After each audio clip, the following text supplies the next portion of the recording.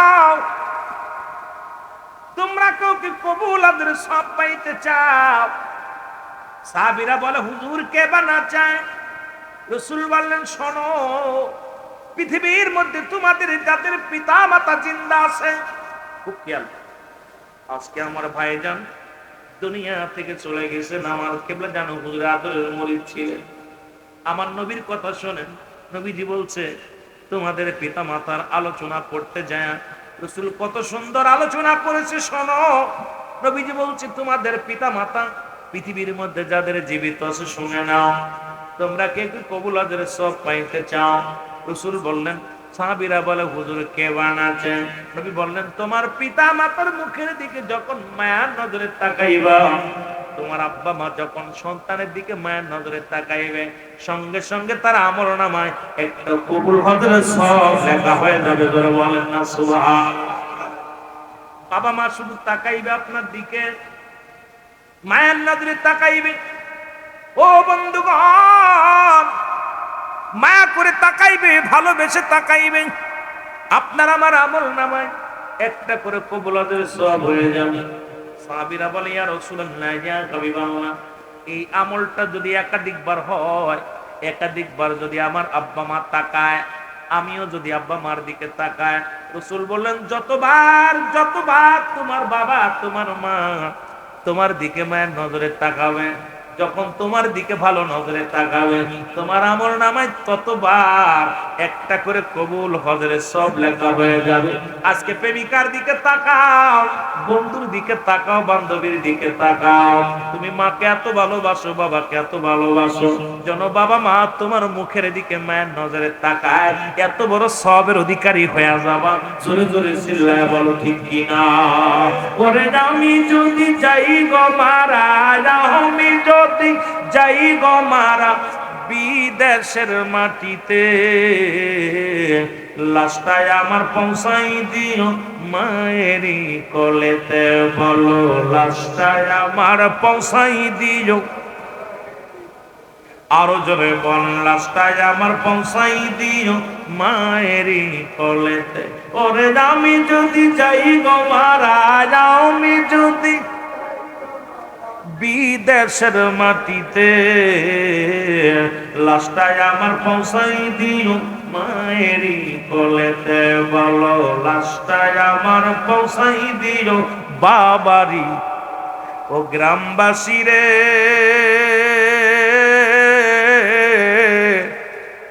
একটু দাবি করি তোমাদের কাছে, ও মহল্লাবাসী রে,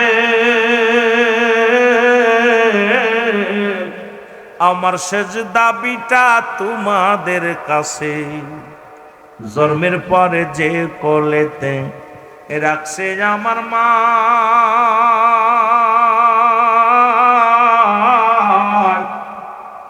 সেই মারে না দেখাইয়া আমায় দাফন দিও না, তোমরা দাফন দিও না। জন্মের পরে যে কোলেতে রাখছে আমার মা,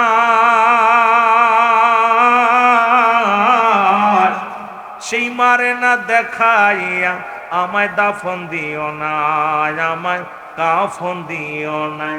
আমার মায়ের মুক্তি দেখলে পারে, আমার মায়ের মুক্তি দেখলে পারে শান্তি পাবো কবরে, লাশটায় আমার পৌঁছাই দিও মায়েরই কোলেতে। সবাই আওয়াজ দিয়ে চিল্লায় চিল্লায় বলে লাশটায় আমার পৌঁছাই দিও, আরো জোরে জোরে বলেন লাশটায় আমার পৌঁছাই দিও। ওরে আমি যদি যাই গো মারা, আমি যদি বিদেশের মাটিতে, লাশটায় আমার পৌঁছাই দিও মায়েরই কোলেতে। বলো লাশটায় আমার। এই জগতে মায়ের মতো নাই কেউ আপন,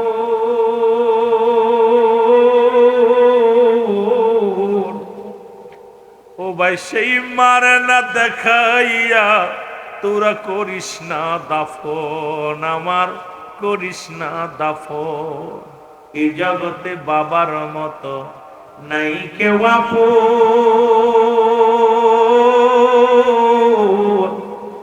আমার সেই বাবারে না দেখাইয়া তোরা দিসিনা রে দাফন, আমার দিসিনা। এ দুনিয়ার মুসলমান,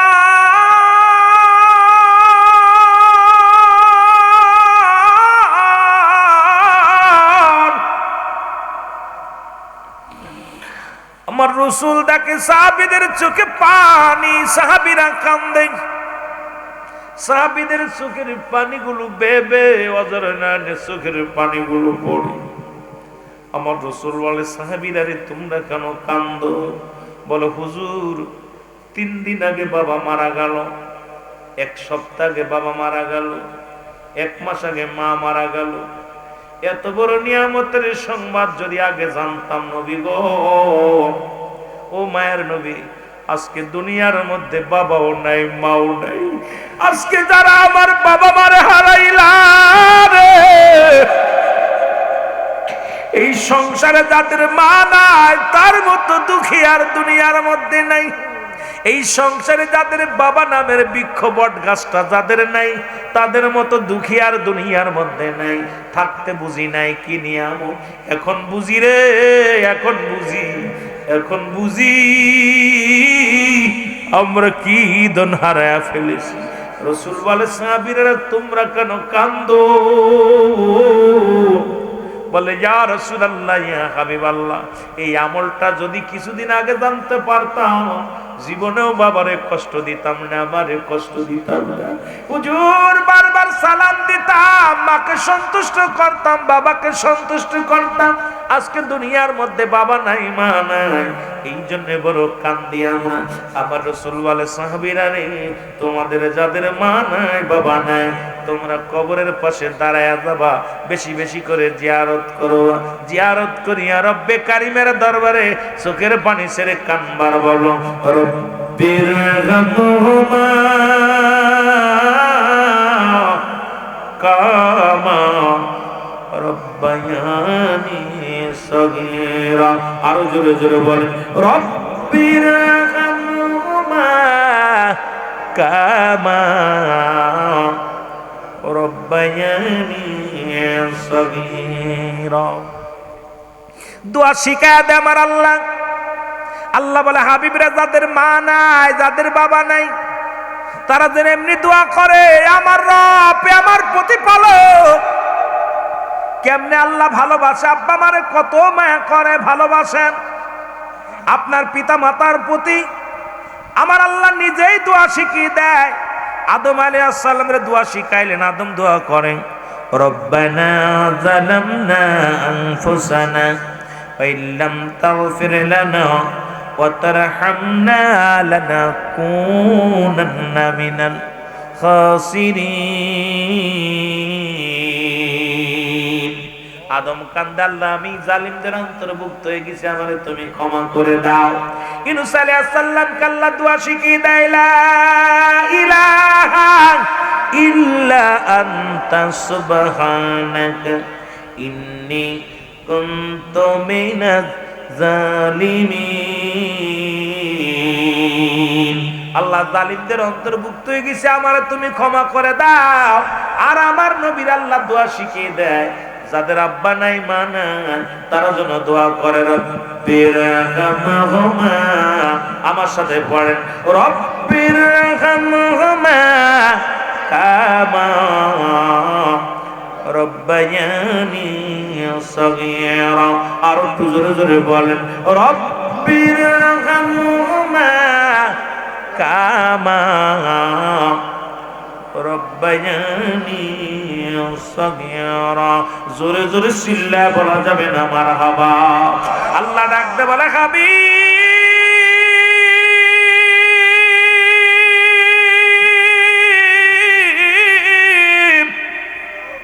আপনি জানিয়ে দেন আমার আল্লাহ, ও আমার আল্লাহ, আল্লাহ আমার পিতা মাতার সগীরা গুনাহগুলো মাফ করে দাও, কবিরা গুনাহগুলো মাফ করে দাও, জানা গুনাহগুলো মাফ করে দাও, অজানা গুনাহগুলো মাফ করে দাও। আর মুসলমান শুনে নাও, যাদের আব্বা মা এই দুনিয়ার মধ্যে আসার জন্য তাদের কত ভূমিকা ছিল। এই দুনিয়ার মধ্যে না খাইয়া খাওয়াইছে, জীবনে না ঘুমায়া ঘুম পাড়াইছে, ওই 10 মাস 10 দিন যখন মায়ের গর্ভে ছিলারে যুবক, কত না মায়ের পেটের মধ্যে মোসর দিছো, লাথি মারছো, মাকে কত কষ্ট দিছো। মা জীবনে ঘুমাইতে পারে নাই, দুঃখিনী মা ওই গর্ভের মধ্যে লইয়া সারা রাত জেগে জেগে কাটাইছে। ও যুবক,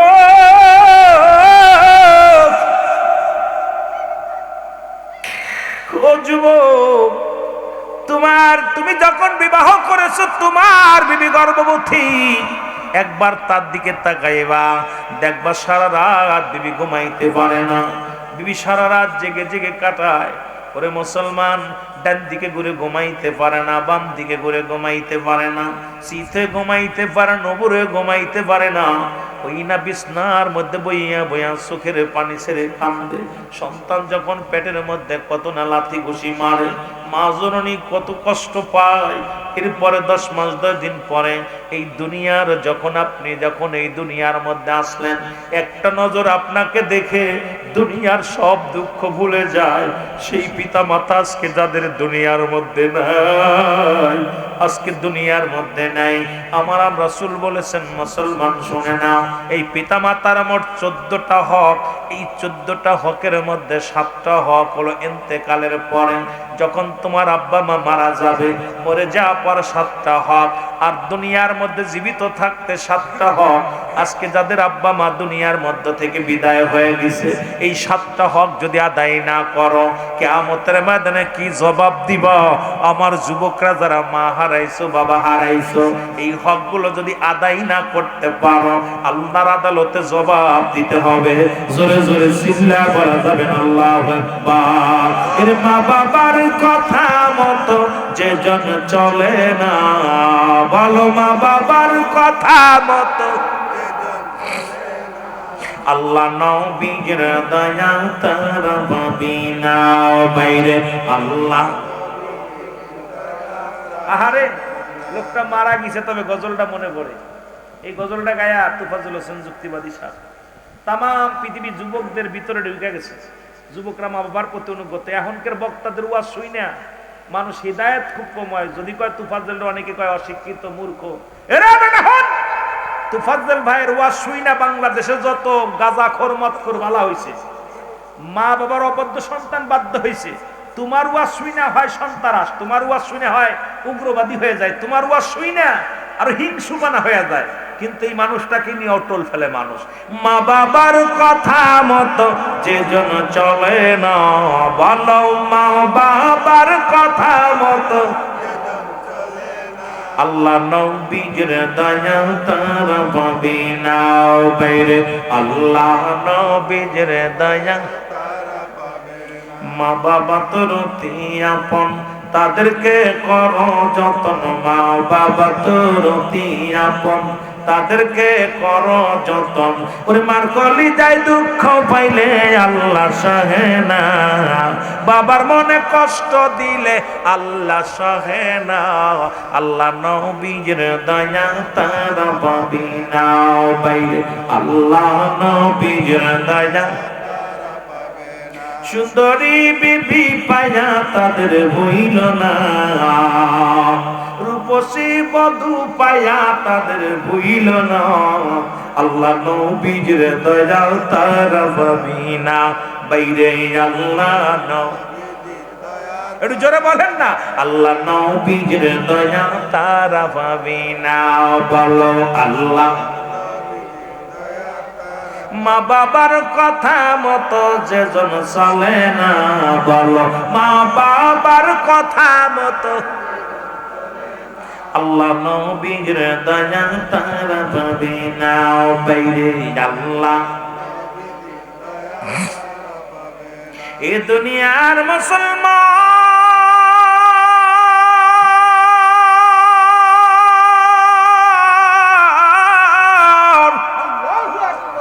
আমি বলি আজকে যাদের আব্বা মা নাই তাদের 1 নাম্বার হক শোনাবো। ইন্তেকালের পরে 7টা হক। যাদের আব্বা নাই, মঞ্চে যারা বসে আছে অধিকাংশই বাবা মা হারায় ফেলেছে, নিজেদের যাওয়ার সময় হয়ে গেছে, কখন জানি আমি আপনি চলে যাই। 1 নাম্বার হলো তাদের জন্য মাগফিরাত কামনা করতে হবে। জোরে জোরে চিল্লায় বলো মারহাবা। এখনকার মৌলবীরা তো শুধু বেদাত আর নাজায়েজ বলে ঘোষণা করলেন। এক নাম্বার রাসূল বলেছে তোমাদের পিতামাতার জন্য আমার আল্লাহ শিক্ষা দিয়েছে আমার হাবিবরে। হাবিব বলছে তার উম্মতরে ডাকি, আর উম্মতরা শোনো, এক নাম্বার তোমাদের আব্বা মা যখন দুনিয়া থেকে চলে যাবে বেশি বেশি করে তাদের জন্য মাগফিরাত কামনা করবা। কারণ তাদের জন্য এক নাম্বার মাগফিরাত কামনা করবা। তার জমিনে তার দিয়া এই বাড়িতে বাস করো, তার দিয়া এই ঘরের মধ্যে বাস করো। সবচেয়ে এক নাম্বারে তাদের সঙ্গে যোগাযোগটা ঠিক রাখা লাগবে। এবার মুসলমান 6 নম্বরে আসলো আপনার আব্বা মা, আপনার বাবা মায়ের বাবার ভাই গরিব মানুষ আমার বাজানেরা, তাদেরকে সাহায্য সহযোগিতা করতে হবে।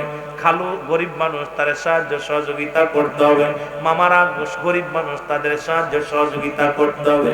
এখন দেখা যায় দড়ি হইয়া মামার খবর নাই না, ওরে বাগনে টাকার পাহাড়, বাতিদার টাকার পাহাড়, বড় অফিসার, কিন্তু বাগনে বাস্তের খবর নাই না, বাতিজা চাচার পরিচয় দেয় না। অনেক বাড়ি দেখেছি চাচাই ভ্যান চালায়, বাতিজা বড় চাকরি করে, বাতিজা বিদেশ মারিয়া লক্ষ লক্ষ টাকা কামাই করেছে, দেশে আইয়া চাচার পরিচয়টা পর্যন্ত দিতে পারে না। চাচা মানুষের বাড়ি বাড়ি কাজ করে খায়, চাচা কি চালায়, ব্যাংক রিক্সা চালায় খায়, বাতিজা 3 তলা বাড়ি বানায় এসির মধ্যে ঘুমায়। কসম আল্লাহ, তোর বাবা মারে যদি সুখে রাখতে হয়, যদি বাবা মারে সুখে রাখতে হয় কবরে, আমার রসুলের কথা ইসলামের বিধান শুনে নাও, ইসলামের বিধান শুনে নাও। তোমার চাচা তো ভাইদারা আছে, তাদেরকে তুমি সাহায্য সহযোগিতা করো। তোমার মামা, তোমার খালু, তোমার মামা তো ভাইরা যারা আছে, তাদেরকে তুমি সাহায্য সহযোগিতা করো। আমি রুহুল আমিনের কথা না, ইসলামের কথা শোনো, কোরআন হাদিসের কথা, এটা আমার ব্যক্তিগত কোনো কথা না। রাসূল বলছে দুনিয়ার মধ্যে 6 নাম্বারটা হলো তোমার পিতামাতার আত্মীয়স্বজন যারা আছে তাদেরকে সাহায্য সহযোগিতা করবা, যেন কোনোদিন কষ্ট না পায়, যেন কোনোদিন দুঃখ না পায়। যদি তোমার চাচা দুঃখ পায় তোমার ব্যবহারে, তোমার আব্বা কবরে কষ্ট পাবে, তোমার মায়ের কোলে যারা কষ্ট পাবে তোমার ব্যবহারে। ওরে মুসলমান, দেখা যায় কোন পরিচয় পর্যন্ত দিতে চায় না। মামা যদি না মানানি, মামার বাবা মা মারা গেলে, দেখা যায় মা মারা গেলে মামারা যদি আসে মামাদের পরিচয় পর্যন্ত দিই না। এতে নানির আমার আপনার মা কষ্ট পাবে গো। ওই বাবা মারে যদি সুখে রাখতে হয় কবরের মধ্যে, অবশ্যই অবশ্যই তাদেরকে সাহায্য সহযোগিতা করা লাগবে। জোরে জোরে চিল্লায় বলা যাবে না মারহাবা। যত বড় জান্নাওয়ালা হন, বান্নাওয়ালা হন, এই হক গুলো যদি আদায় না করেন আপনি, আপনার বাপ মারে কষ্ট দিবেন কবরে।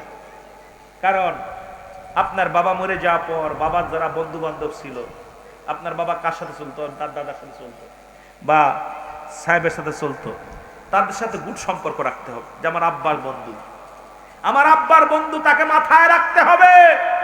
আমার মার বান্ধবী, সে একটা ভালো দেখলেন টাকা আছে, ভালো একটা পাঞ্জাবি কিনে দিলেন। হয়তো গিয়ে গরিব মানুষ, আপনার বাবার বন্ধু, 1000 টাকা যান, এই নেন 1000 টাকা, আপনি মিষ্টি খেয়ে পোলা পাননি, কিছু খেয়ে যখন খুশি আলহামদুলিল্লাহ বলবে, আপনার বাবা কবরে শান্তির মধ্যে থাকবে, আমার আল্লাহ বড় খুশি হয়ে যাবে। জোরে বলেন না সুবহানাল্লাহ। তাদেরকে আরো ছোট করা যায় কেমনে? অনেক আছে বাবার বন্ধু, বাবা চলতো, অনেক বাবার বন্ধুরা গরিব আছে, পরিচয় দেয় না, ছেলে বিদেশে যাইয়া কামাইছে মাল, এখন তোর ওই যে তোর চাচার বন্ধু ছিল, ওই যে তোর বাপের বন্ধু ছিল, মুখ ফিরে সালামও দেয় না। ও ছেলেটা তাকায় দেখে ছেলের দিকে, আহারে বাতি যত ভালো বড় হয়েছে, লন্ডন আমেরিকা গেছে, টাকা পয়সা কামাইছে, আমার বন্ধুর ছেলেটা ভালো আছে, প্রশংসা করে। কিন্তু ও এসে এত অহংকারী হয়, এটা সালাম দিয়ে কাকা কেমন আছেন আব্বা জানেন, আমার বাবার বন্ধু, বুকের ভিতর জড়ায় ধরো, আহারে বাবার কথাটা মনে পড়ছে, বাবা চলছে তার সাথে, আমার মা চলছে এই বান্ধবীর লগে, তাদের সালাম করো, তাদের তাজিম করো, সম্মান করো, সালাম দাও, ভালোবাসো। কিন্তু এগুলো আমাদের দেশ থেকে ইসলামের বিধান উঠা গেছে, হাদিসের বিধান সব উঠা গেছে। জোরে বলেন ঠিক কিনা, আরো জোরে বলেন ঠিক কিনা। ওয়াজ করবো কি ভাই, এগুলো আমাদের মধ্যে নাই, অবস্থা খুব খারাপ। আত্মীয়তা ছিন্নকারী আল্লাহ রাব্বুল আলামিন তার সাথে ছিন্ন করবেন। আত্মীয়তা ছিন্ন করলে রব্বে কারিম তার সাথে সম্পর্ক ছিন্ন করবে। সুতরাং এটা আল্লাহ ডাইরেক্ট ঘোষণা। আমার বন্ধুগণ, আমার 7 নাম্বার হলো, 6 নাম্বার চলে গেল। এক একটা বিষয় নিয়ে বিস্তারিত যদি বলতে যাই, আগে বলছে আমার সময় লাগবে 4-5 ঘন্টা, এত বড় লম্বা আলোচনা করতে পারবো না। 7 নাম্বার হলো, এই 7টার মধ্যে 7 নাম্বার হলো পিতামাতা যখন মারা যাবে, রাসূল বলছে তোমরা সময় করে বেশি বেশি করে আব্বা মার কবরটা জিয়ারত করো। যখনই সুযোগ পাবা চলে যাবা কবরের পাশে, মার কবরের পাশে দাঁড়াইবা, বাবার কবরের পাশে দাঁড়াইবা। বন্ধু বান্ধব নিয়ে ঘুরো না, আসরের নামাজটা পড়িয়া বাবার কবরের পাশে চলে যাও, মার কবরের পাশে দাঁড়ায় যাও। এরে বাবা মা এত বড় নিয়ামত ছিল গো,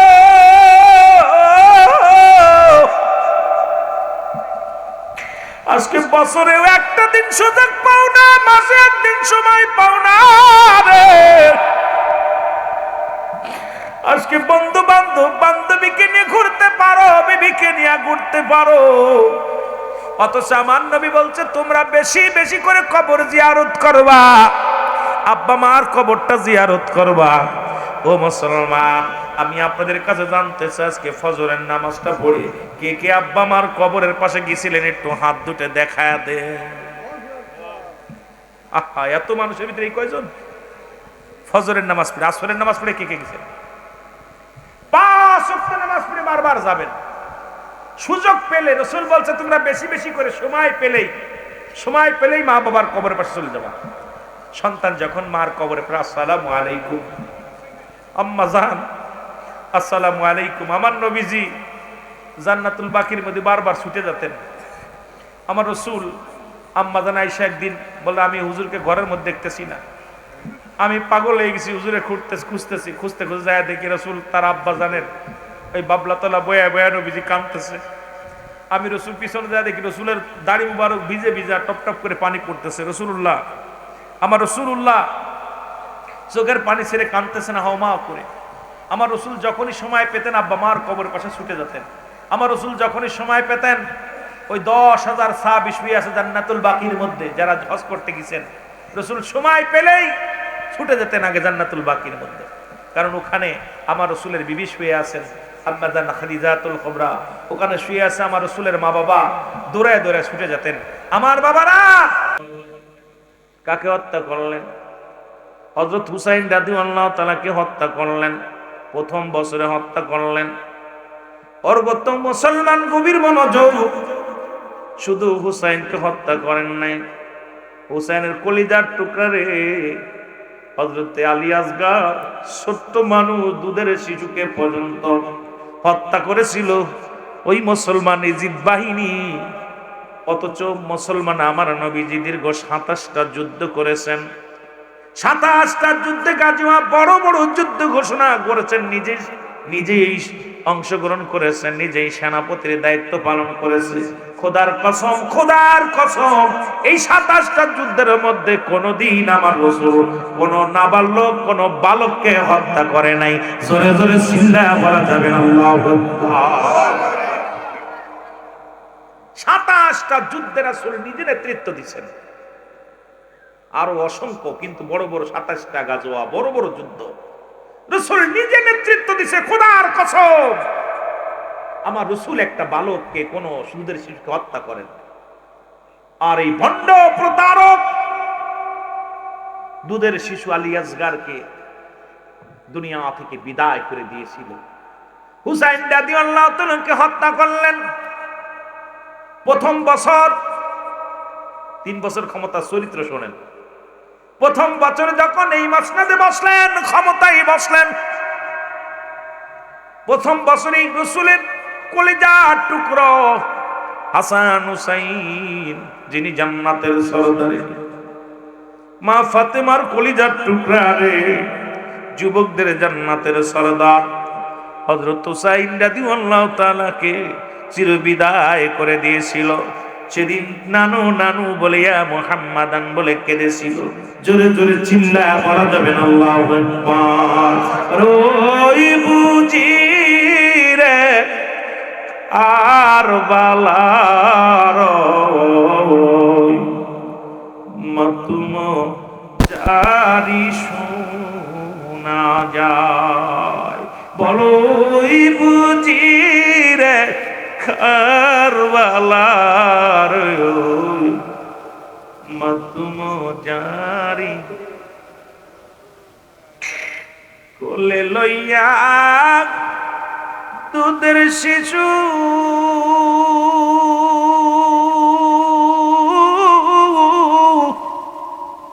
কান্দের সাহারা বানু এক ফুটা পানি নাগি দিলি তারে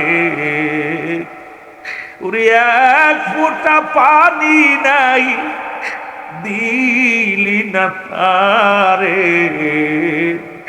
কাদের আওলাদে নবীর দলে রুই বুঝি রে কারবালারি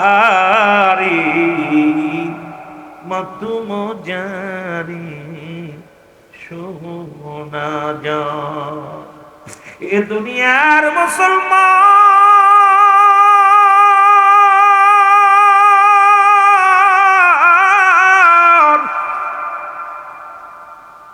গভীর মনোযোগ। প্রথম বছর হত্যা করলেন যুবক শোনা গো।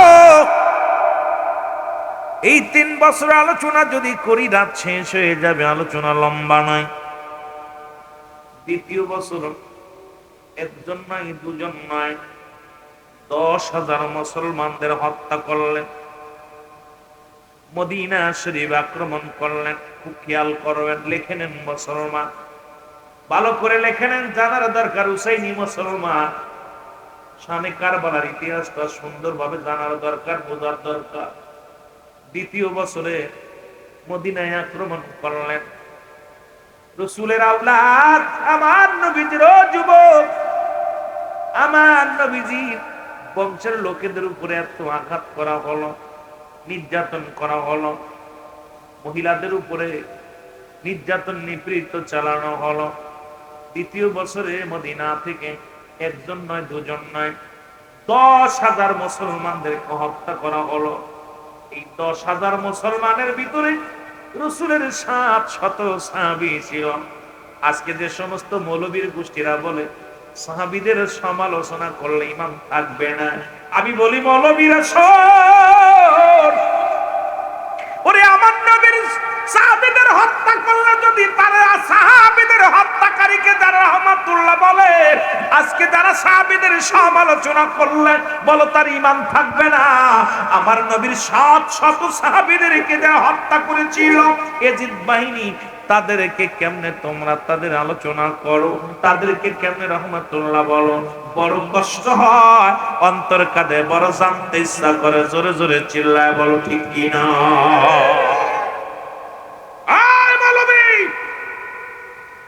খুব সাবধান, 700 সাহাবীকে হত্যা করেছে। কয়জন বলেন? ভি রাসূলের সাহাবীদেরকে যারা হত্যা করেছে, সে কেমনে মুসলমান থাকে? আজকে আমরা খালি কারবালার ওয়াজ করে চলে যাই, ইতিহাসটা আলেমরা পড়ে না, জানেও না, বলেও না। লুকোচুরি করলে চলবে না, লুকোচুরি করলে চলবে না।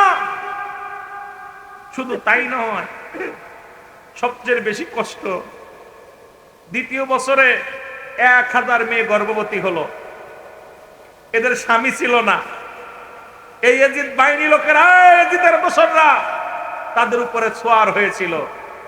লজ্জা লাগে বলতে গেলে, বলতে গেলে বুকের ভিতরে আঘাত লাগে, বলতে গেলে কলিজা আঘাত লাগে। আমার রসুলের আওয়াজ, আমার রসুলের আহলে বায়াতদেরকে, আমার রসুলের বংশের মা বোনদের ইজ্জত লুটে নিছে। আমার রসুলের মা বোনদের ল্যাংটা করে রাস্তা দিয়ে ঘুরিয়েছে, রাস্তা দিয়ে হাঁটিয়েছে। 1000 মেয়ে গর্ভবতী হলো, তাদের স্বামী ছিল না। দ্বিতীয় বছরে সকলেই সন্তান ডেলিভারি হলো। 1000 মহিলার গর্ভে থেকে সন্তান হলো, 1000 ছেলে মেয়ে হলো। পিতৃহীন তাদের কোনো পিতার পরিচয় নাই। আজকে যারা এজিদের গুণগান গায় মঞ্চে বসে, আমি মনে করি ওই যারও সন্তান, তাছাড়া কোনোদিন এজিদের প্রশংসা করতে পারে না। বলেন ঠিক কিনা? সবচেয়ে বেশি কষ্ট পেয়েছি কারণ শানে কারবালা পড়বেন, ইতিহাস পড়বেন, কুরআন পড়বেন, হাদিস পড়বেন। আজকে আমি বেশি কষ্ট পেয়েছি যে এই ধোঁকাবাজ এই মেয়েরা কি উপায় নিরুপায় হয়ে গেছিল। স্বামী ছাড়া সন্তান হলে সমাজে কেমন অপমানিত অপদস্থ হতে। আমার রসুলের আহলে বায়েত, রসুলের বংশের মেয়েরা, তাদেরকে যে বেইজ্জতি করা হয়েছিল এই কারবালার পরে, এই আপনার কারবালার ময়দানের পর থেকে রসুলের বংশের মা বোনদের উপরে খুব নির্যাতন চালালো। আমার ভাইয়েরা 3 দিন পর্যন্ত কাবা শরীফের মসজিদের নামাজ বন্ধ করে দিয়েছিল। খুব খেয়াল। দ্বিতীয় বছরে অনেক বলতেছিলাম, 3টা বছরের কাহিনী যদি বলি রাত কেটে যাবে, 2-4 ঘন্টা আলোচনা করতে পারো। খালি কারবালার ওয়াজ করি, সবাই খালি কারবালার ওয়াজ করি, খালি হাসান হুসেনের ওয়াজ করি, কিন্তু শেষ পরিণাম কি হলো? অতীতের এসে নিশ্চয়ই ভালো হবে রে ভবিষ্যৎ। একদিন সুখী হবি তুই লুবি তার পানে সমাহার। আজকে সবাই লোভের কারণে আজকে দুনিয়াটা এই বালহুয়া কেলাপ। মীর মোশাররফ লিখলেন, হায় অর্থ অনাথের মূল। অর্থের কারণে স্বামী স্ত্রী মহব্বত নাই, অর্থের কারণে ভাই ভাইকে ফোন করে, মার সঙ্গে সন্তানের সম্পর্ক নষ্ট হয়ে যায়, বিবির সঙ্গে স্ত্রীর সম্পর্ক নষ্ট, স্বামীর সম্পর্ক নষ্ট হয়ে যায়। দুনিয়ার মানুষ শুনে নাও, 3 দিন পর্যন্ত আজান বন্ধ ছিল মদিনায়। একটা মসজিদে আজান দেয়া হবে না। আমি আপনাদেরকে বলি, আমাদের বাইতুল মুকাররমের খতিব সাহেব আব্দুল মালিক সাহেব যদি আপনাদের এলাকায় এসে মসজিদের আজান বন্ধ করে দেয়, তাকে আপনি কি ইমানদার বলবেন না কাফের বলবেন? আর আলমরা শোন, আমি সিদ্দিকী সাহেব বলে যাই, মদিনার সমস্ত মসজিদের আজান বন্ধ করে দিয়েছিল। মসজিদে কোনো আজান দিতে দেয় নাই, মসজিদে কোনো নামাজ পড়তে দেয় নাই। 3 দিন পর্যন্ত তালা লাগিয়ে দিয়েছিল মসজিদে। তাকে যারা মুসলমান বলে, তাকে যারা মুসলমান বলে, খোদার কসম করে বলি, আমি তাদেরকে মুসলমান বলতে পারি না। যারা বলেন ঠিক কিনা? যারা তাদেরকে মুসলমান মনে করে, আমি তাদেরকে মুসলমান বলতে পারি না। কারণ যারা আজান বন্ধ করে দেয়, যারা নামাজ বন্ধ করে দেয়, তারা কি ইসলামের শত্রু না বন্ধু? আজকে ভারতের মধ্যে অসংখ্য মসজিদ গুড়িয়ে দিয়েছে, মুসলমানদের কলিজায় লাগছে না? কথা কয় না? লাগছে। আল্লাহর ঘর, আল্লাহর ঘর যারা তালা মারতে পারে, আল্লাহর ঘরে যারা আজান বন্ধ করে দিতে পারে, তারা কখনো তাদের যোগ্যতা ছিল? যারা বলে এজিদের যোগ্যতা ছিল বলে চেয়ারে বসেছিল, যারা বলে এজিদের ক্ষমতায় বসেছে, এজিদ নিষ্পাপ, এজিদ কোন অন্যায় করে নাই, এজিদ কোন ভুল করে নাই। আমি বলি, এদের মতো ধোঁকাবাজ, এদের মতো মুনাফিক পৃথিবীর মধ্যে আর কেউ নাই। এই মাসটা আসলে আমি আমার পীর কেবলা কাজানকে দেখেছি শুধু কাঁদতে। কারণ আমি ছোট্টবেলা আমার পীরের কদমে আমার মুর্শিদ শুধু কাঁদতেন, হাউমাউ করে কাঁদতেন। হুসাইনের প্রেমে আমার পীর কেবলা যেন অসংখ্যবার আমি দেখেছি তার চোখ দিয়ে পানি পড়তে, কারণ ধৈর্য ধরতে পারতেন না। এজিদের এই কুকীর্তির কথা যখন মনে পড়তেন হুজুরের, হুজুর নিজেকে কন্ট্রোল করতে পারতেন না, হাউ হাউ করে কাঁদতেন। এই 3 দিন 3 রাত পর্যন্ত মসজিদের তালা দিয়া ছিল, বন্ধ ছিল। আপনাদের কাছে আমার জানতে ইচ্ছা করে, একে কি আপনি ইমানদার বলবেন না বেঈমান মুনাফিক বলবেন? এর মতো কাফের আর থাকতে পারে যিনি মসজিদে তালা দেয়? বাবারা, এরপরে ক্ষমতার 3য় বছর, কয় বছর? এই 3 বছরের মধ্যে শেষ বছর সবচেয়ে নিকৃষ্ট কাজ করলো। আসরে আসাদ, আপনার যে কাবা শরীফের পাথর, এটাকে তারা গুড়িয়ে দিল, আক্রমণ করলো, কাবা শরীফের গিলাফে আগুন ধরিয়ে দিল। এই মুনাফিকেরা শোন, এজিদের ছেলেরা শোন, এজিদের বাচ্চা যারা আছো, বাংলাদেশ নয় বহির্বিশ্বে যারা এজিদের সন্তান আছো, এজিদের কুসন্তান আছো, ওই যারো সন্তান আছো, তারা শুনে নাও, আমিরুল আমিন সিদ্দিকের কণ্ঠ থেকে শুনে নাও। শরীফে আগুন লাগাইতে পারে, সে কি কোনোদিন মুসলমান থাকতে পারে? কোনোদিন মুসলমান থাকতে পারে না। এত বড় বদ কাবার গিলাফে আগুন ধরিয়ে দিল। 3 দিন 3 রাত পর্যন্ত আগুন ধরেছিল। কাবা শরীফ এত কালো ছিল না, কাবায় খানায় কাবা এত কালো ছিল না। আগুন লাগায় পুড়াই দিল। পুড়াই দেওয়ার পর এমন আক্রমণ করলো, দেখেন মসজিদে তালা মারলো। 3য় বছরে কাবায় আগুন দিল, কাবার গিলাফ পুড়িয়ে দিল। যে ব্যক্তি এজিদ ওই কাবায় আগুন দিয়েছিল। আমার বাজানেরা গভীর মনোযোগ। তখন নবী বংশের মানুষ যখন বেইজ্জতি হলো, যখন গর্ভপাত হলো, এজিদের কিছু ভালো লোক ছিল, ওর বংশে ছিল কিন্তু ওর পক্ষে ছিল, তারপরেও হুসাইনকে ভালোবাসতো। তারা ভয়ে তাদের দল করত। তখন তারা দোয়া করতো আল্লাহর দরবারে, যায় নামাজ দিছে, আল্লাহ গোপনে নামাজ পড়তো, আল্লাহ তুমি এজিদকে এমন রোগ দাও যে রোগে এজিদ যেন শেষ হয়ে যায়। আল্লাহ রাব্বুল আলামিনের দরবারে কবুল হয়ে গেল। এই 3 বছর ক্ষমতায় থাকা পর এজিদের এমন মহামারী রোগ হলো, আমার বাবারা আমার, এমন কঠিন রোগ হলো, শুধু পিপাসা পিপাসা, পানি, পৃথিবীর সব পানি খাতে পারবে এমন মনে হলো। পিপাসায় কাতর, একটু পানি যেই খাইতে পেটে ব্যথা হয়ে যেত। যখনই পানিতে মুখ দিত সঙ্গে সঙ্গে পেটে ব্যথা শুরু হয়ে যেত। এই পিপাসায় কাতর হয়ে গেল। এজিদ চিৎকার মেরে মেরে কাঁদতো, চিৎকার মেরে মেরে কাঁদতো। সব লোক বলতে, এজিদ তুমি ক্ষমা চাও, তার নবী বংশকে শেষ করেছো। হুসাইন রাদিয়াল্লাহু তাআলা যিনি ইয়া মুহাম্মাদান বলে চিৎকার মেরেছিল, ওই চিৎকার রাসূল রওজা পাকে থাকতে পারে নাই, কারবালায় ছুটে এসেছিল। সুতরাং তুমি ক্ষমা চাও, ক্ষমা চাও। কিন্তু ক্ষমা চেয়ে হবে কি? হুসাইনকে হত্যা করার পর আমার নবীজি কষ্ট পেয়েছে, হাসান হুসাইনকে হত্যা করার পর আমার মা ফাতেমা কষ্ট পেয়েছে, ছেলে খোদা হযরত আলী কষ্ট পেয়েছে, গোটা মক্কার মুসলমানেরা কষ্ট পেয়েছে, গোটা পৃথিবীর মুসলমান কষ্ট পেয়েছে। যাদের হুসাইনি রক্ত আছে তাদের দেহের মধ্যে, তারা কষ্ট পেয়েছে। এই এজিদ এমন এমন কষ্ট পেয়ে, এমন রোগে আক্রান্ত হয়ে ধুকে ধুকে জীবনে একটু পানি খাইতে পারে নাই। যখনই পানি খাইতো যন্ত্রণা বেড়ে যেত, পিপাসায় ঠোঁটটা শুকিয়ে গেছে। আমার আল্লাহ রাব্বুল আলামিন তাকে পিপাসায় কাতর করে দুনিয়া থেকে এনেছে। সুতরাং এই মুনাফিক, দুষ্ট, ভণ্ড, লম্পট, গুন্ডা, বদমাইশকে যারা এজিদ রহমাতুল্লাহ বলে, আমার দেশের কিছু পীর সাহেব তারা মঞ্চে বসে বলে এজিদ রহমাতুল্লাহ বলে, এজিদ 100 রাকাত নামাজ পড়তো, কুরআন তেলাওয়াত করতো। এই ভণ্ড প্রতারক যারা এজিদের প্রশংসা করে, আপনারা জীবন দিয়া দিবেন তবুও তাদের পক্ষে থাকবেন। রাজি আছেন সবাই? রাজি আছেন? আমি অনুরোধ করবো হুসাইনের পক্ষে থাকবেন, হুসাইনের রাসূলের আহলে বায়াতের পক্ষে থাকবেন, সত্য ইসলামের পক্ষে থাকবেন।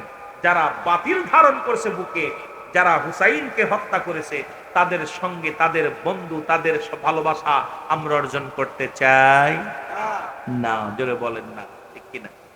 বিদায় দাও, চির বিদায় দাও হে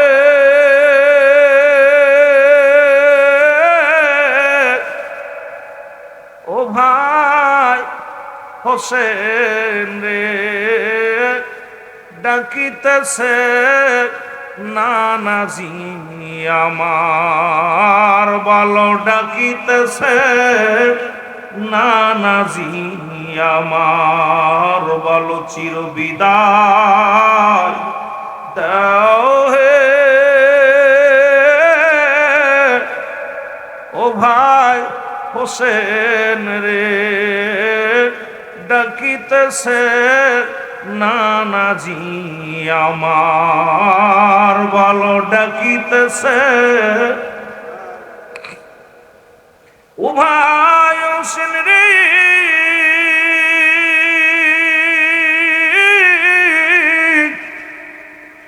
মোর নানা জান খুরতো আদো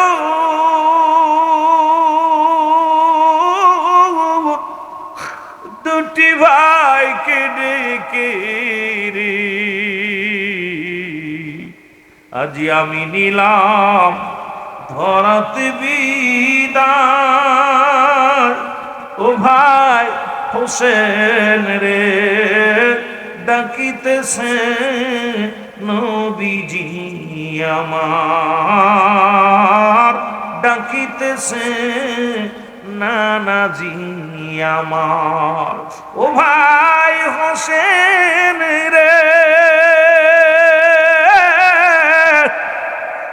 মরার পরে আসবে বিপদ,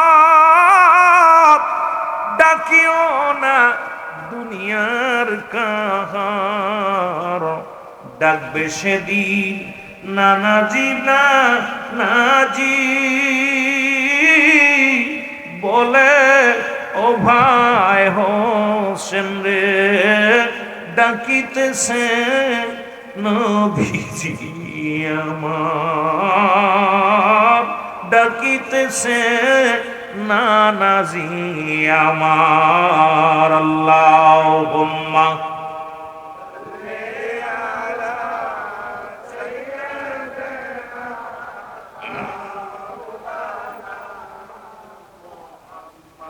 ওয়ালা আলি সাইয়্যিদিনা।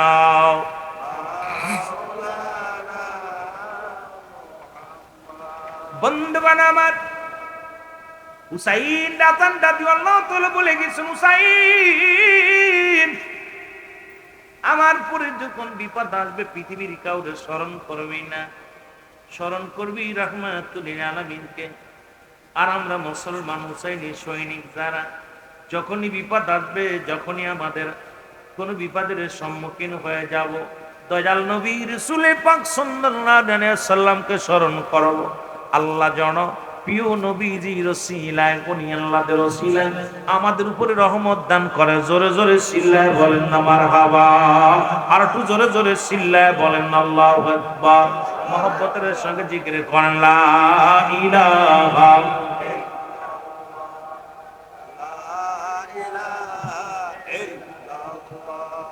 আরে জোরে লা ইলাহা, লা ইলাহা, লা ইলাহা ইল্লাল্লাহু মুহাম্মাদুর রাসূলুল্লাহ সাল্লাল্লাহু আলাইহি ওয়াসাল্লাম। যদিও কথা অনেক ছিল, কারবালার প্রান্তর আলোচনা, যদি আল্লাহ বাসায় রাখে আলোচনা করবো আর একদিন। সুহাদায়ে কারবালার স্মরণে আলোচনা করবো, আজকে আলোচনা নয়। কারণ পৃথিবীর মধ্যে মুসলমান, এই পৃথিবীর মধ্যে রাসূলের ভালোবাসায় হলো প্রকৃত ঈমান। নবী বলেন হায়াতে খায়রুল লাকুম, আমার হায়াতের জিন্দেগিটা আমার উম্মতের জন্য কল্যাণ স্বরূপ। ওয়াফাতি খায়রুল লাকুম, রাসূল বলে আমার ওয়াফাতটা, আমার ইন্তেকালটাও উম্মতের জন্য কল্যাণ স্বরূপ। সুতরাং নবীজিকে ভালোবাসা ঈমানি দায়িত্ব, রাসূলকে ভালোবাসা ঈমানি একটা দায়িত্ব। জোরে বলেন ঠিক কিনা? কিবলা জান হুজুর বলতেন, বাবা তাল নবীর প্রেম ভালোবাসা যার অন্তরে যতটুকু, তার ঈমান বলতে ততটুক। নবীর প্রেম ভালোবাসা যার অন্তরে নাই, তার ঈমান বলতে কিছু নাই। সরাসর বেঈমান, সেই মুসলমান বেঈমানদের সঙ্গে নয়, জীবন দিয়া দিব, ঈমানের সঙ্গে থাকব। রাসূলকে ভালোবেসে মরতে রাজি, রাসূলকে ভালোবেসে বাঁচতে রাজি, রাসূলকে ভালোবেসে এই জীবনে যতদিন আমরা বেঁচে আছি রাসূলের ভালোবাসার মধ্যে থাকতে চাই কি চাই না? আর জোরে জোরে চিল্লায় বলেন চাই কি চাই না? আরে দাপন আমার বাবা মায়ে দেখলে পারে, আমার বাবা মায়ে আমি শান্তি পাবো কবরে, লাশটায় আমার পৌঁছাই দিও মায়েরি কোলেতে বলো, লাশটায় আমার, আরো জোরে জোরে চিল্লায় বলেন লাশটায় আমার পৌঁছাই দিও মায়েরি কোলেতে বলো, লাশটায় আমার। খালা বলো ফুফু বলো মায়ের মতো নয়, চাচা বলো খালু বলো বাবার মতো নয়, কেহ বাবার মতো নয়। খালা বলো ফুফু বলো,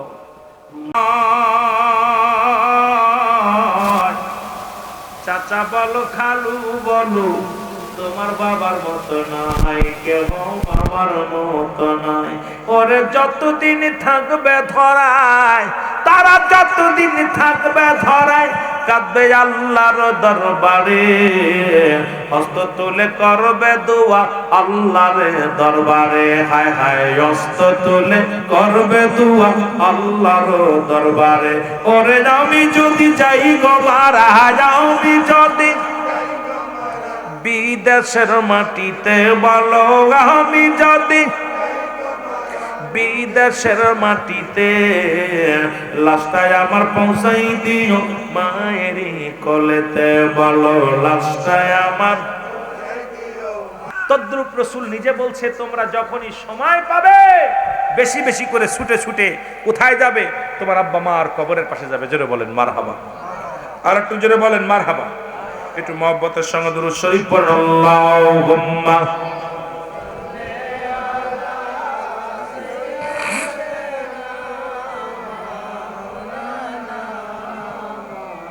ওয়ালা আলি সাইয়্যিদিনা।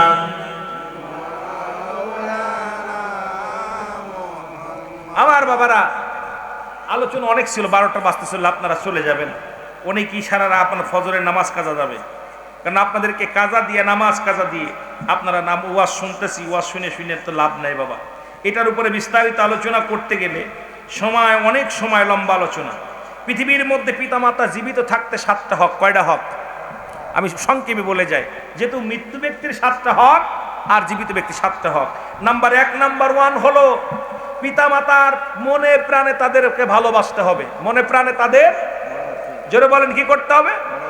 ভালোবাসতে হবে। ভালোবাসায় কোনো খুঁত থাকলে চলবে না। সারা পৃথিবী একদিকে, মা বাবা একদিকে, বোর কথা হুই না মার লাগে ঝগড়া করো, বোর লাগে বোর কুটু গাই কানে কানে বলিয়াম বউরে বলিয়াম, দেখবেন বলিয়াম দেয় কানের মধ্যে। শুয়া শুয়া বৌতি কুটকুট টুক টুক টুক করে কয় তোর মা এটা করছে, তোমার মা এটা করছে, তোমার মা এটা করছে। আর বোর কথা হুই না, যারা মাকে ধমক দিলি, বাবারে ধমক দিলি, খোদার কসম সে কাবা শরীফের ইমাম হলেও সে জাহান্নামী যারা বলে আল্লাহু আকবার। যে বাইতুল মুকাররমের ইমাম হোক, বাপ মার মনে কষ্ট দিয়া পিতা মাতার নাফরমানি সন্তান জাহান্নামী, এর মধ্যে কোনো সন্দেহ নাই। এই জন্য মনে প্রাণে তামাম পৃথিবী একদিকে, মা বাবা একদিকে। মা বাবার প্রতি মনে প্রাণে তাদেরকে ভালোবাসতে হবে। জোরে বলেন মারহাবা। আরো জোরে বলেন মারহাবা। পিতা মাতার প্রতি শ্রদ্ধাশীল হওয়া লাগবে। তাদের প্রতি এত শ্রদ্ধাশীল হতে হবে যে এমন শ্রদ্ধা করতে হবে যেন মাথার তাজ, যেমন এই টুপিটা মাথায় রাখি, এটা পরে গেলে বারবার সালাম করি, এটার প্রতি মহব্বত। কোরআন যেমন ভালোবাসি, কোরআনকে মহব্বত করে বুকে ধারণ করি। এটা পায়ের নিচে ফেলি না, নিচেই ফেলি না। কোরআনটাকে শ্রদ্ধা করেন না? তদ্রূপ আপনার মা বাবাকে পৃথিবীর মধ্যে এমন ভাবে শ্রদ্ধা করবেন, কিসের দাস বিবি, কিসের ভাই, কিসের বন্ধু দেখার সময় নেই, কিসের পীর, কিসের অমক, কিসের তমক দেখার সময় নেই। পিতা মাতা যতদিন থাকবে সবচেয়ে বড় শ্রদ্ধাশীল হবে আপনার মা, আপনার বাবা। জোরে বলেন মারহাবা। আর একটু জোরে। আবার এই যে পীরের একটা কথা কইছি তো, অনেকে কোনো হুজুর তো পীরের বিরুদ্ধে গেল না। আমার পীরু তার মা বাবার প্রতি গুরুত্ব গেলেই বলতো, বাবা আপনার আব্বা মা জীবিত আছে, অনুমতি নিয়ে আইছেন? আমার পীর কাবলা অনুমতি ছাড়া কোনোদিন কারোর বায়াত গ্রহণ করেন না। হুজুর পিতা মাতার প্রতি এতই ছিলেন, এত হক আদায় করছে পাপমার, আমার বাবারা, আমার বন্ধুরা আমার। সুতরাং তাদেরকে, তাদের প্রতি শ্রদ্ধাশীল হওয়া লাগবে। 3 নাম্বার হলো সর্বদাই তাদেরকে তাদের কথা মেনে চলতে হবে। তাদেরকে তাদের কথা মেনে চলতে হবে, তাদের কথার বাইরে যাওয়া যাবে না। তাতে যদি অকল্যাণ হয় তারপরও বাবা মার কথার বাইরে, কথার ওভারটেক করা যাবে না। একমাত্র যে বললাম যে শরীয়ত মোতাবেক যেটা বললাম, আমার বাবারা আমার। 4 নাম্বার হলো তাদের খেদমত করতে হবে। মারহাবা বলেন না? তাদের এমন খেদমত করতে হবে, এইটার বিস্তারিত আলোচনা আমার দরকার ছিল, কিন্তু বাবা আরো 2 ঘন্টা লাগবে আমার আলোচনা করতে গেলে। কারণ যে আলোচনা নিছি, পিতার প্রতি সন্তানের হক, সন্তানের প্রতি পিতার হক, পিতা মাতার প্রতি সন্তানের হক কয়টা, এইটা নিয়ে আলোচনা করতে রাত শেষ। এগুলো নিয়ে আমার ভাইজান বাড়িওয়ালা, যিনি আমার মরহুম জনাব নুরুল ইসলাম সাহেবের সুযোগ্য সন্তান, বলছে হুজুর পিতা মাতার হক, সন্তানের হক, বাবা মায়ের হক, এইগুলো আদায় করা, এই আলোচনা করবেন। যেহেতু আমি গুনাহগার, কয়টা আলোচনা করব? এইগুলো একটার বিষয় নিয়ে আলোচনা করলে 14টা হক নিয়ে আলোচনা করলে রাত শেষ। আমার বাবারা আমার, তাদেরকে আমার বাবার আমার 5 নাম্বার, তাদের প্রয়োজনীয়তা পূরণ করতে হবে। কি প্রয়োজন এটা আপনার পুরা করতে হবে। যেটুকু পারেন পিতামাতার প্রয়োজনীয়তা পূরণ করা লাগবে। বাবা অনেক দেখা যায়, বাবা মা মারা গেছে, বাবা যুবক আছে, বয়স আছে, আপনি নিজে গটকালি করে বাবার বিয়ে দেবেন। আপনি মা যৌবন আছে, বাবা মারা গেছে, মাকে আপনি প্রয়োজন হলে মা দেখলেন মার চাহিদা আছে এখনো, কারণ জনচাহিদা এখনো মায়ের ভিতর আছে, আপনি নিজে ঘটকালি করে মাকে বিয়ে দিবেন। মাকে বলবেন, মা গো তুমি যদি অন্যায় কাজে লিপ্ত হও, গুনাহগার আমি হব, তোমাকে আমি বিবাহ বন্ধন, আমি তাকে আপন করিনি, বাবার শ্রদ্ধা দিব, তাকে সম্মান করবো। বাবা, মা গো, বাবা গো, তোমার যে বিবি হবে তাকে আমি মায়ের শ্রদ্ধা দিব। কিন্তু আমার দেশের অনেক পোড়া কপালা সন্তান দেখা যায় বাবা মা যখন বিয়ে করে বাপ মার আরো তার প্রতি কি হয়, আরো ঘৃণিত হয়, তাদের উপরে আরো কি অভিশপ্ত দেয়, তাদের উপরে কষ্ট পায়। আরো কপাল পোড়া সন্তান, পিতামাতার প্রয়োজনীয়তা পূরণ করতে হবে, পিতামাতার এইগুলো প্রয়োজনীয়তা পূরণ না করলে আল্লাহর আদালতে ধরা পড়ে যাবা। বাঁচা এত সহজ নয়, পিতামাতার হক এত সহজ নয়। আমার ভাইয়েরা, আমার বন্ধুরা, আমার গভীর মনোযোগ। 6 নাম্বার হলো তাদেরকে সব সময় সুখে শান্তিতে রাখতে হবে। কিসে রাখতে হবে? সুখে শান্তিতে রাখতে হবে। যত সুখে শান্তিতে রাখতে পারেন এই পৃথিবীর মধ্যে তাদেরকে এত সুখে শান্তিতে রাখতে হবে যেন যতটুকু পারেন ভাঙ্গা ঘরে আপনার ভাঙ্গা কি যেভাবে যেটা করলে আপনার বাবা সুখী হয়, যে কাজ করলে আপনার মা সুখী হয়, সেই সুখে শান্তিতে রাখতে হবে। আপনি ভ্যান চালক, রিক্সা চালক, বাবা মা কারো কাজ খাইতে চায় না, বাড়ি গাড়ি চায় না, মাকে এসে, মা গো তোমার কি পড়ে, আমি বাজারে যাচ্ছি, মা তোমার কিছু লাগবে? মা জানে যে আমার ছেলে সারাদিন ভ্যান চালাইছে, হয়তো 200 টাকা ইনকাম করছে, জীবন আপনার বাবা মা কিছু চাবে না আনতে। বাবাকে বলবেন, বাবা আমি বাজারে যাচ্ছি, কিছু লাগবে? বাজান জানে যে আমার সন্তান দিন মজুরি 500 টাকা ইনকাম করছে, কিছু চাবে না, বলে বাজান তুমি যা পারোনি, আব্বা কি মাছ আনবো তোমার জন্য, আব্বু আব্বা তুমি কি খাবা, মা তুমি কি লাগবে তোমার? বাবা মার কাছে খালি ডাক দিবেন, ওই বাপ মা ফজরে আপনার আসরের নামাজে যায় দোয়া করবে, আল্লাহ আমার কলিজার টুকরো বাজারে যায়, আমার অনুমতি নিয়ে ছাড়া যায় না। আপনার মা হাত উঠাবে, আল্লাহ আমার কলিজার টুকরা আমার কত ভালোবাসে, আমার অনুমতি নিয়ে বাজারে গেছে। এই জন্য মা বাবার প্রয়োজনীয়তা পুরা করতে হবে। আমার বাবা, গভীর মনোযোগ। 7 নাম্বার হলো পিতামাতার, এই পৃথিবীর মধ্যে পিতামাতার বাধ্য তাদের সঙ্গে সুন্দরভাবে যোগাযোগ রাখতে হবে। পিতামাতার সঙ্গে যোগাযোগ রাখতে হবে। আপনি চাকরি করেন, যেখানে থাকেন না কেন, এখানে আছেন, আপনি ঢাকা আছেন, ফোনটা দেন, আসসালামু আলাইকুম, বিবি ধরছে, বিবি রে আমার আব্বার আগে দাও। দূর থেকে বিবিদে মা দেখতেছে সন্তান বিবির সঙ্গে কথা বলতেছে, দূর থেকে দেখতেছে নাতির সঙ্গে বাবা আলাপ করতেছে, দূর থেকে মার কলিজার মধ্যে লেগে যায়, আরে আমি তোরে 10 মাস 10 দিন পেটে রাখছিলাম, তুই তো ছেলের সঙ্গে 1 ঘন্টা কথা বললি, বিবির লগে 1 ঘন্টা কথা বললি, আমি মার কথা জিজ্ঞানোর সময় হয় নাই, আমি বাবার কথা জিজ্ঞানোর সময় হয় নাই। আপনি ফোনটা দিয়ে আগে বলেন, আম্মু এ বিবি আমার মাকে দাও, এ ছেলে আমার বাবাকে দাও। আগে বাবা কেমন আছেন, কি করছেন, খাইছেন, কেমন আছেন, ভালো কি মন্দ। বাবাই নিজেই বলবে, মা বাবা বাজান এই না তোমার বোন লগে কথা কও, তোমার ছেলের লগে কথা কও, আগে তোর মার আছে। কিন্তু দেখা যায় ঘন্টার পর ঘন্টা বিদেশ থেকে ফোন দিয়া বিবির লগে আড্ডা মারে, আয় রে বিবি দেখে কথা কয়, আর মা দুধ থেকে চোখের পানি ফেলে। বাবাই কয়, আয় রে কি সন্তান রে, বললাকে ঘন্টার পর আলাপ করে, কিন্তু আমি মার কথা একবার জিগেল না, বাবার কথা একবার জিগেল না। তোর মতো কপাল পোড়া জীবনে সুখী হতে পারবে না, তোর মতো কপাল পোড়া বাবার হক আদায় করতে পারবি না, জীবনে হক আদায় করতে পারবি না। এই জন্য আমি অনুরোধ করব, বাবা মার সঙ্গে যেখানেই থাকেন না কেন যোগাযোগটা ঠিক রাখবেন, যোগাযোগটা ঠিক রাখবেন। চাকরি করেন ঠিক আছে, যোগাযোগ ঠিক রাখেন, বিদেশে আছেন ঠিক আছে, যোগাযোগ ঠিক রাখেন। আল্লাহ আমাদের বুঝার তৌফিক দান করুক, সকলে বলো না আমিন, আরো যারা বলে না আমিন। সুতরাং লম্বা আলোচনা শেষ করা তো সম্ভব না। বাড়িকে সালাম জানায়া নবী সালাম আলাইকা, আলোচনা কেমন শেষ করবে, কেমন বলবো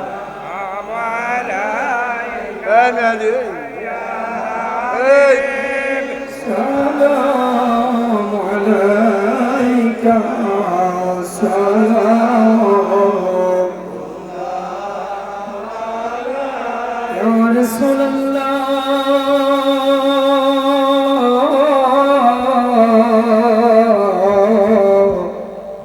يا حبيب الله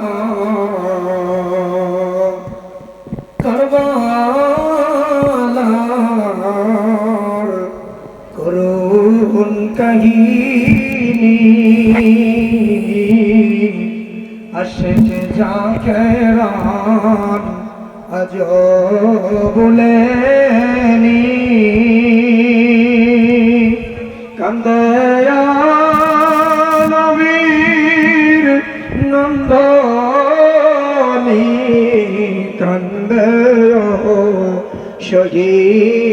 জননী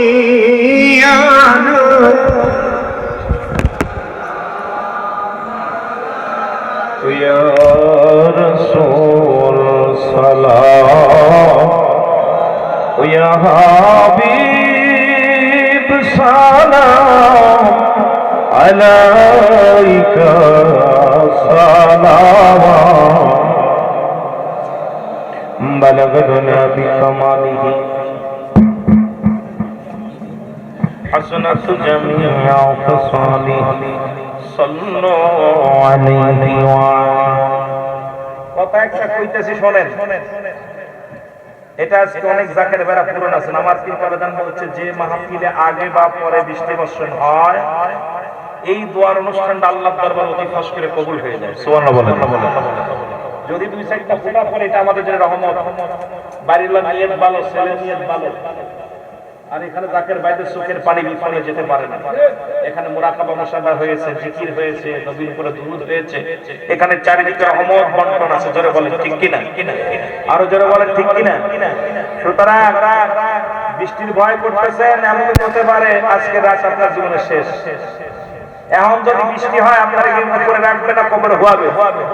কথা বলেন না কেন?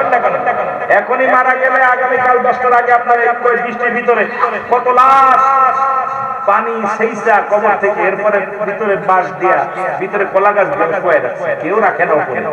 এই যে কামিনী 4 মাস পরে আয়াতুল্লাহ কামিনী সাহেব মারা গেছেন, ওনার জানাজার নামাজ আজকাল আগামীকাল হবে। আমার বাবারা প্রায় 3 কোটি মানুষের সমাগম হবে বলছে, কিন্তু 4 মাস তাকে রেখে রাখা পর তাকে শেষ বিদায় দেওয়ার জন্য সবাই প্রস্তুত, কেউ রাখবে না দুনিয়ায়। সুতরাং এই হলো আমার আপনার জিন্দেগি। এত বাড়াবাড়ি করে সবাই পাগল হয়ে গেছে। হ্যাঁ, এত পাগলামি করলে হবে না, পাগলামি করলে হবে না। আল্লাহ যদি মরণ দেয়, জান্নাতে মরণ দেয়, পানি পড়ে আমাদের সমস্ত গুনাহ মাফ হয়ে যাবে। আমিন বলেন, আমিন বলেন, আমিন বলেন। ধীরে সুস্থে। আমি গুনাহগার আমি সিলেকি ঘড়ি দেখে ওয়াজ করি না, আমার অভ্যাস না। কত রাত হলো অনেকেই অনেক দেখার সময়ও থাকে। আমিও চাই এত কষ্ট করে একটা মাহফিল সাজাক, তবে আবহাওয়া অনেকের লাইফে কষ্ট হয়, আমরাও বুঝি। আপনাদের সাথে আমার দূরত্ব, আমি আপনাদের দিকে আরো 500 কিলো দূরে যাইতে, 500 কিলোমিটার অতিক্রম করা লাগবে।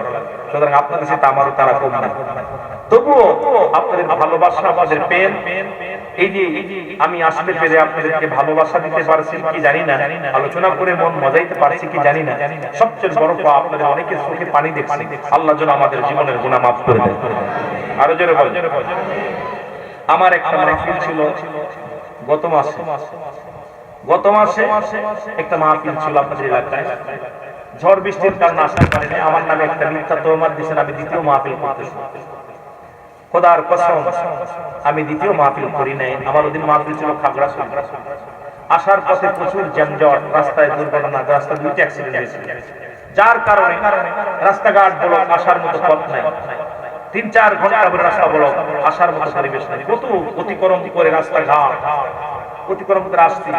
এরপর আপনাদের যখন আপনাদের ইসি আসছি মাঠের চরে, তখন আমার রাত বাজে 9টা। কয়টা বাজে? 9টা বাজে। তখন তো ঝড় বৃষ্টি শুরু হয়েছে, মাহফিল বন্ধ করেছেন।